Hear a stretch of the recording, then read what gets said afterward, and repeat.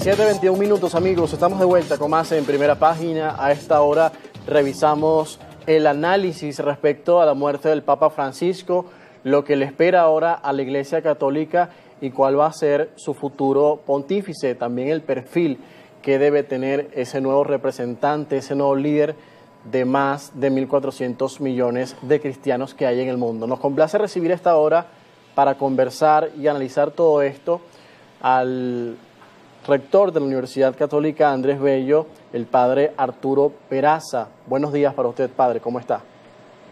Buenos días, ¿cómo estás? Un saludo a ti y a toda tu teleaudiencia. Muchísimas gracias por acompañarnos, padre.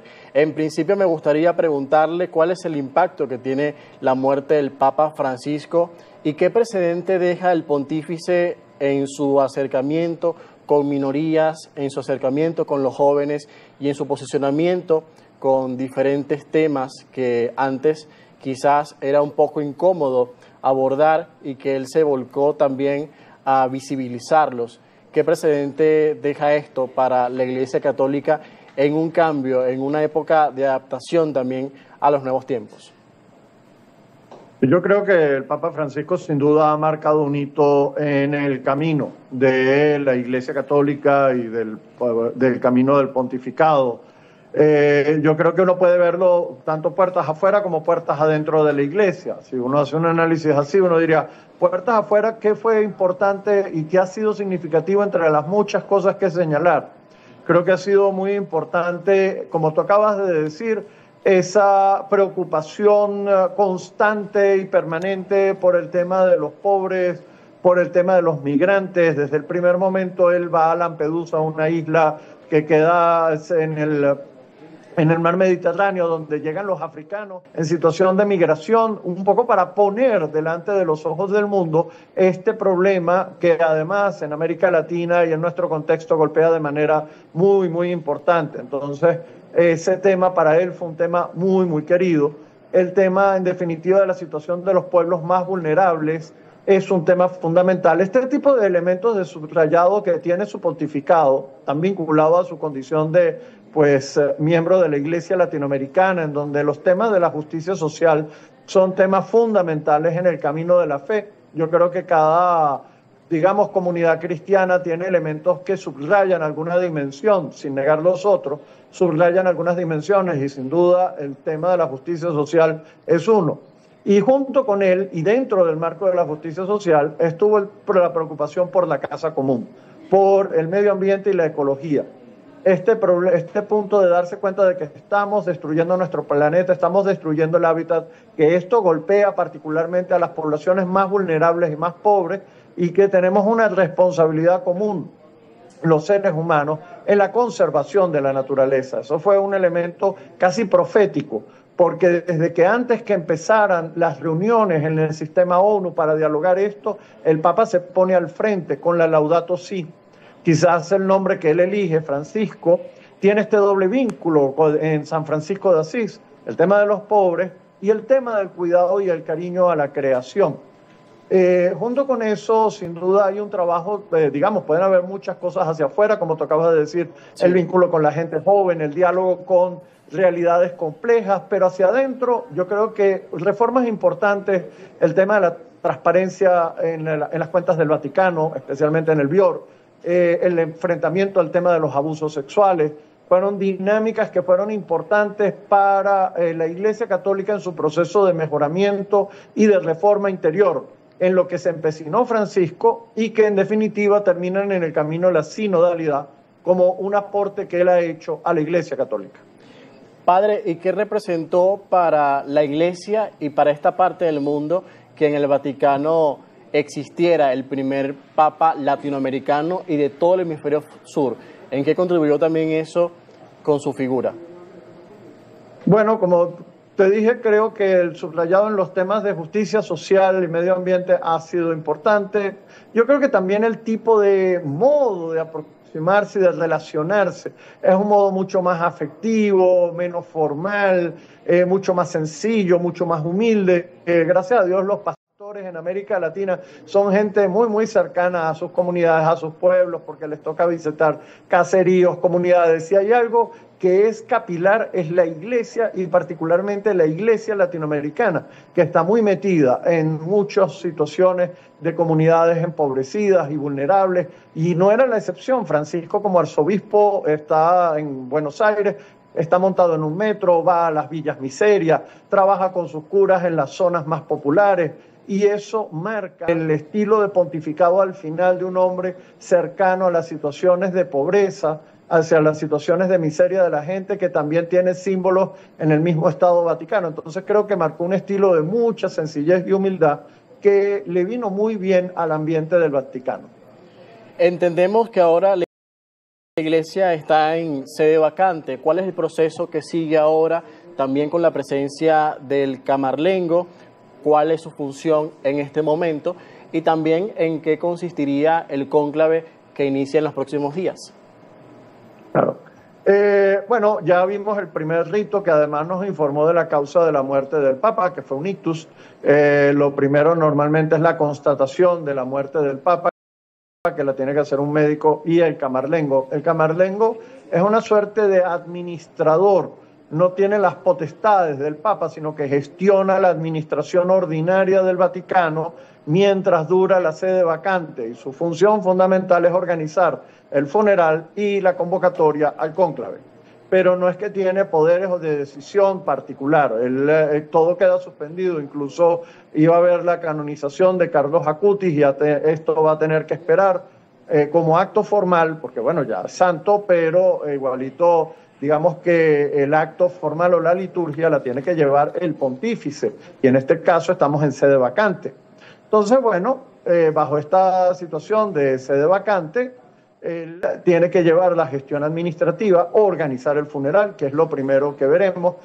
Un funeral mucho más sencillo. Francisco ha pedido una cosa muy sencilla, y creo que veremos otros tipos de dinámicas menos pomposas que en otros momentos. El hombre va a estar en un ataúd, no va a estar expuesto como otros papas anteriormente, con la tapa abierta, pero no es que vamos a tener un pontífice que va a estar en un catafalco, y él ha pedido que después se le encierre en una simple urna en Santa María la Mayor. Entonces esto va a ser los funerales del Papa, es lo primero que toca. Y en medio, pues mientras tanto, los cardenales van llegando de los distintos lados del mundo, y particularmente este Papa ha universalizado mucho el colegio cardenalicio, cosa que es muy positiva. Hay representantes de todos lados. Entonces, bueno, tardarán un poco en llegar hasta que lleguen, y empieza entonces el mecanismo del cónclave. Este cónclave tiene dos partes. Una la llaman congregación general, en donde todos los cardenales, incluso los mayores de 80 años, y eventualmente nuestros dos cardenales venezolanos, podrán participar en esa fase, si lo deciden, van a conversar sobre la situación de la iglesia. Entonces es un primer momento en que los cardenales se escuchan entre ellos, aunque ya lo han hecho muchas veces, pero esto es una vez formal, en donde se van a escuchar sobre, bueno, ¿y qué hay que hacer? Sí. Creo que hemos perdido la iglesia. Lo escuchamos, padre. Ahora sí lo tenemos. Disculpa. Los cardenales comienzan a dialogar sobre cuáles son las perspectivas, qué es lo que tenemos que mejorar, cuáles son los objetivos más prioritarios de un nuevo pontificado. Y esta escucha entre ellos genera una doble dinámica. La primera, están escuchándose entre ellos y viendo quién podría ser el nuevo pontífice. Esto es una cosa que quizás cada cual lleva imperio, pero al escuchar y al oír, eso va generando un primer movimiento de, mira, me siento cercano con lo que este cardenal está diciendo. Entonces, claro, eso perfila potenciales candidatos. Y por el otro lado, quien quede de sumo pontífice, escuchado a sus hermanos en estas prioridades, objetivos, estrategias, cosas importantes que cambiar, y eso genera un programa de gestión para el nuevo pontífice. Qué interesante todo lo que nos comenta y la explicación real del cónclave y el proceso de elección para el nuevo pontífice. Padre, ahora viene a mí la pregunta respecto a su estudio de la sociedad venezolana y de los actuales desafíos que tiene el mundo. ¿Qué cualidades debería tener el pontífice adaptado a los nuevos tiempos, a la realidad que existe hoy en este mundo globalizado, pero por otra parte también tan convulsionado como está. Sí, efectivamente, yo creo que estamos en un momento difícil a nivel global. Uno no quisiera ser apocalíptico. El Papa Francisco hablaba de que teníamos una tercera guerra mundial en camino, pero por capítulos, porque él veía cómo se iban encendiendo fuegos aquí y allá a nivel global y enfrentamientos en uno y en otro lado, y eso lo preocupaba y hacía montones de llamados a la paz. Eso nos incluyó a los venezolanos. El Papa más de una vez se refirió al caso de Venezuela, llamando al diálogo, llamando al encuentro, llamando a la concertación, incluso ofreciéndose eventualmente, aunque eso nunca se concretó, para poder mediar en la situación venezolana. Todavía nosotros estamos en medio de nuestro conflicto. Esos mismos conflictos los vemos en Ucrania y Rusia, lo estamos viendo en Gaza, por citar dos lugares de los múltiples que uno puede citar en donde los conflictos arrecian de manera importante. Y creo que tenemos una suerte de ambiente prebélico, lamentablemente. Y esto generaría la necesidad de que el sumo pontífice que tome las riendas sea una persona con el suficiente coraje como para acompañar a la comunidad cristiana, invitando al camino de la paz, invitando al camino del diálogo, que no es popular cuando se está en estos ambientes, porque la gente entra en lógicas de enfrentamiento y en autojustificaciones, cuando en realidad lo que deberíamos darnos cuenta es que eso lo que va a hacer es un camino de autodestrucción.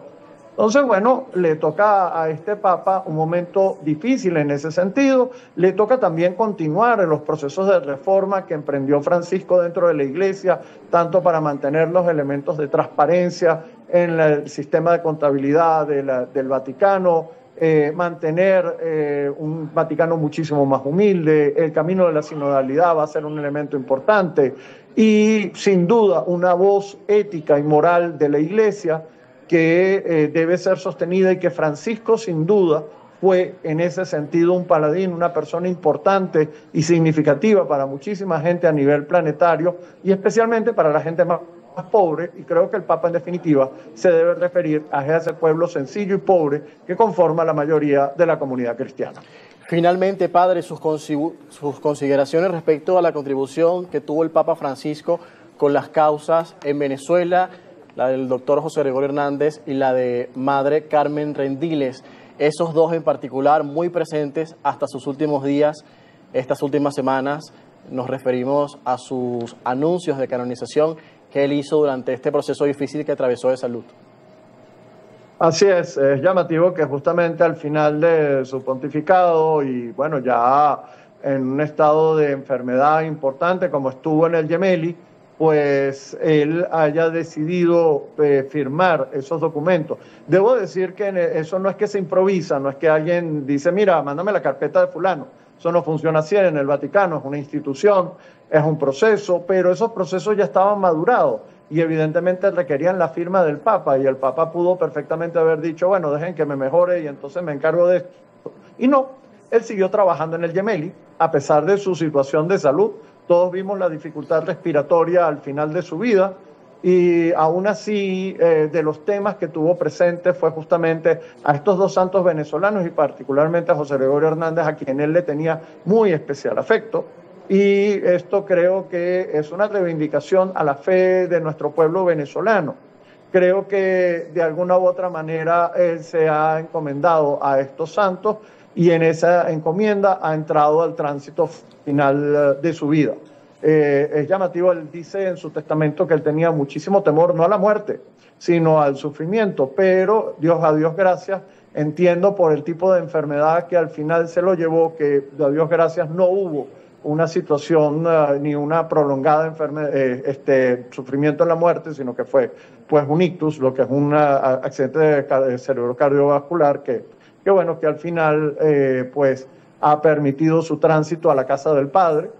Y bueno, ahora toca que él también rece por nosotros y ore por nosotros, porque nosotros también podamos encontrar caminos de paz, caminos de diálogo, caminos de reconciliación en Venezuela, junto con los dos santos que él ha proclamado, que son José Gregorio Hernández y la Madre Carmen Rendiles.